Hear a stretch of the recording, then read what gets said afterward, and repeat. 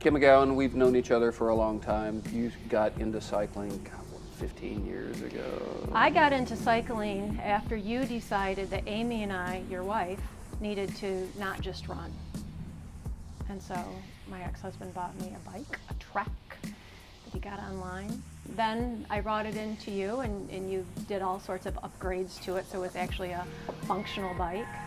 And I think I had it for a year, and then we upgraded to the bike. The big bike. The big bike. The big bike, yeah. The big Kahuna bike that I ride So, now. so you started off in triathlon, basically. Cycling was kind of Yeah. Yep. Made you and Amy join the Tri Club. You made us begrudgingly join the Tri Club. Amanda and I were delicious fast, and we would do races. I was the rider and runner, and she was the swimmer. That's right. That's a good combo. Yeah. And then, was it the adventure racing? Is that when the mountain biking started? No. No, it started before that. It just started before that, where I had, again, another bike that my ex-husband purchased, probably online, which was a Schwinn mountain bike. With the bouncy stem. With the bouncy stem, but no shocks. That you've convinced me that I needed to have clips. So I got clips, and I fell no less than 6 million times at Fort Custer. And I went to my weight class the following Tuesday, and the instructor asked me if I had a safe place to live because I was so bruised up. We don't talk about that experience with many customers. Well, no. I have a perfect should. example of the wrong way to do everything, and I was incredibly involved in it. It was perfect because the entire tri group was there, and you go, "This is my friend." And at that time, I was laying on the ground with my feet clipped into my bike, and that was the first of many falls. But you most recently convinced me to get that Specialized Ruse with the 3-inch tires that I love, and much to the chagrin of the people I ride with, they no longer know where I am because I no longer scream. But I ride everything. Yeah, that's good. I've even ridden the Green Trail twice without complaining. Road biking? You ride with us on Thursday night. Mm-hmm. You ride with Alan. I ride with Alan. Well, yeah, Alan and I start together. Mm-hmm. We gravel road ride. So I ride my gravel road ride. So I currently have 6 bikes. I have a fat tire bike, a 3-inch tire mountain bike, the mountain bike that is on the block. The commuter bike, which for a short phase I thought that I would be a commuter, but I'm not a commuter. It's hard. It's hard to do. Yeah, that's not going to work for me. I have my gravel road bike, and then I have my Mac Daddy Moots. 6'4" titanium. Wonderful. Unavailable. Yeah, so you do it all. It's good. You did Melting Man last year on your fat bike? I did. It was a super fun time. And I've ridden it. I've ridden the course a couple more times. Have you ridden it on your cross bike? No. Yes, I did.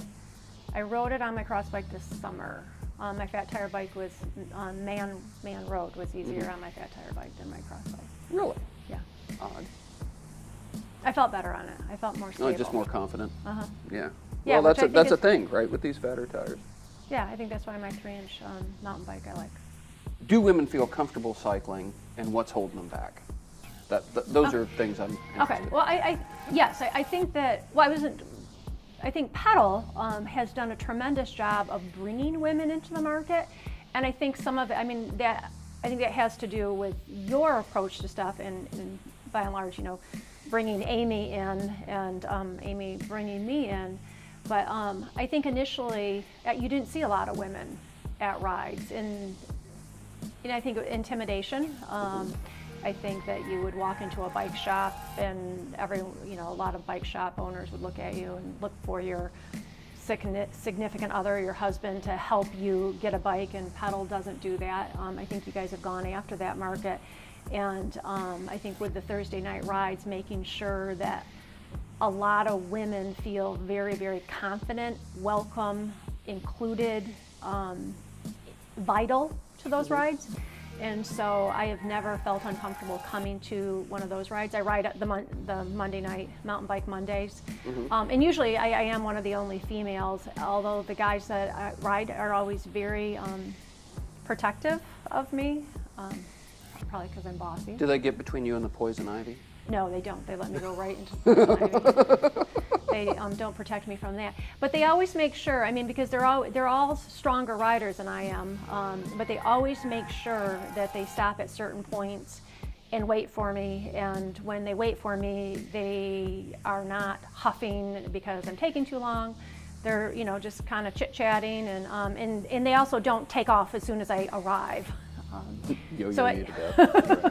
So it feels very comfortable. I wish that more women would do the mountain biking, and I think road riding, women feel more comfortable road riding than mountain biking. That's what I've noticed.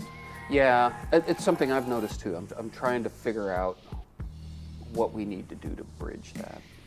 Well, I think that you've been bridging that, and you've been having the women's mountain bike clinics, because I think it's just being invited to do the activity and having a supportive, I think like with the clinics, having like the little ramp to know like, all right, this is how you do this. So that when you're not on the red trail and all of a sudden there's a big log pile in front of you and you go into vapor lock because you don't know the mechanics on how to do it. So I think that those clinics are helpful in that. And again, I think that as women build more confidence in their riding, they feel like they can hang with the ride. And quite honestly, I mean, actually some of the rides that I've been dropped the worst, it wasn't by men, it was by women. They eat their own. Tough ladies out there. Yeah.